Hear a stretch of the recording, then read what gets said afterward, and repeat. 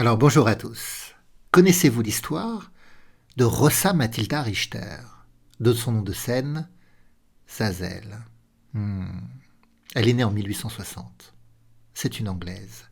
Son père travaille dans un cirque et sa mère est danseuse. Donc autant vous dire qu'elle est initiée très tôt à tous les arts du cirque. Elle excelle d'ailleurs dans les acrobaties aériennes en tant que voltigeuse. Donc elle fait du trapèze et de la marche sur corde raide. Et à l'âge de 12 ans seulement, elle va rejoindre une troupe d'acrobates itinérants japonais. Et avec eux, elle va sillonner les villes d'Europe. Et de spectacle en spectacle, elle va peaufiner toutes ces acrobaties aériennes qui lui serviront pour toute sa carrière.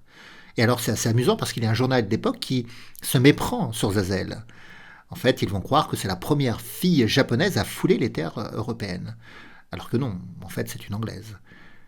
Mais c'est en 1877, à l'âge de 17 ans, que l'histoire de Zazel va vraiment se construire. Une grande histoire. Ce sera la première femme boulet de canon. Alors, celui qui a conçu ce spectacle de boulet de canon humain, c'est un personnage assez trouble. Il s'agit de William Leonard Hunt, qui se fait appeler le Grand Farini. Un personnage mystérieux, sibyllin. Mais revenons à l'histoire de Zazel. Donc, le principe de ce tour, c'est qu'elle est propulsée dans un canon par un système de ressort à plusieurs mètres et elle va atterrir dans un filet. C'est un spectacle très impressionnant, mais assez dangereux. Alors les foules se déplacent, il y a des milliers de spectateurs à chaque représentation, et parfois plusieurs représentations par jour.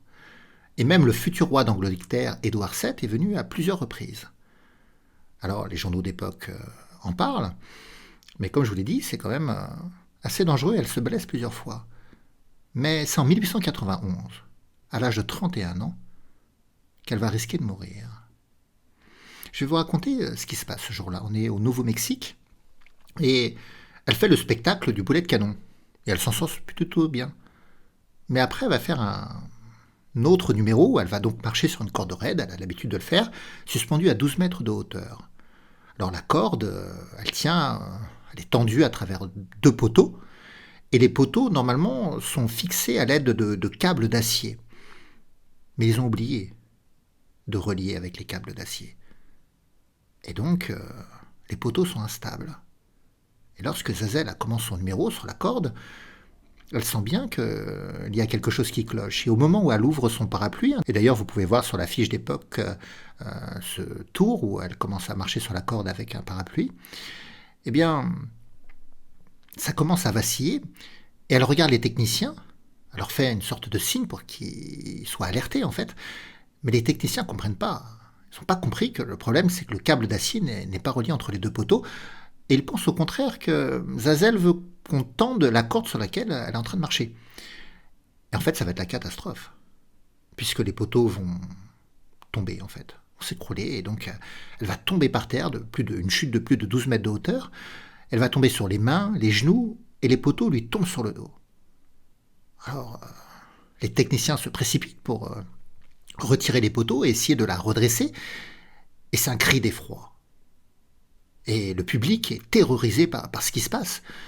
Et elle va s'en tirer quand même. Mais elle va passer plusieurs mois avec un corset intégral où elle sera positionnée pour essayer de la redresser.